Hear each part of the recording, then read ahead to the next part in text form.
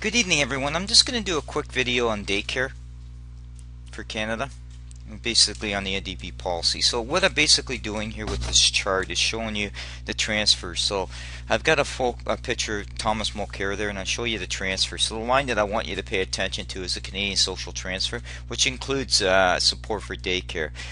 So you're seeing basically it's growing. It's about $5 billion a year for 2015, 2016, with a portion of that being assigned to daycare. And I'm also attached is the daycare expenses per provinces. So on average, a family's paying about $4K a year in daycare. So the whole idea is Thomas Mulcair has put through a policy through that it's $15 daycare.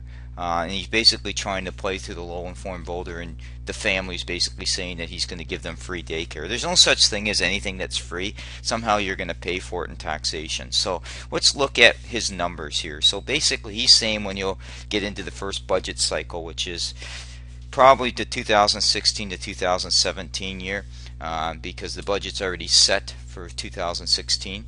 So the thing is these numbers need to be pushed out because he cannot commit to the daycare spending in the current budget because the budget cycle's closed.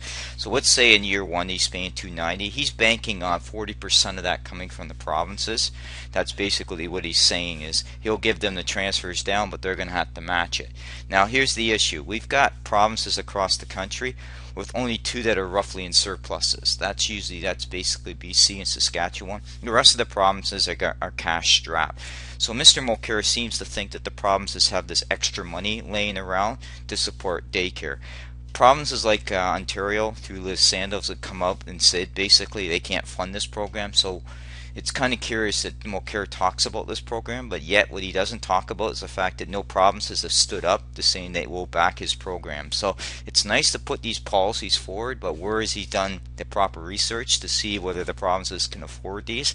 And the other thing too is he's stating numbers that due to these daycare spots, well, basically he'll create jobs. Well, there's more than just creating jobs and creating daycare spots. The economy itself has to support those type of jobs, and the person going into those jobs needs to be going into a career that basically is going to support herself, and that's not clear in that. So he's probably artificially overstating that number in impact as well. So I think what you need to do is when you're talking to him about daycare is actually do some research on the money flow and actually the impact in terms of the overall cost, and that's something Mulcair never talks about.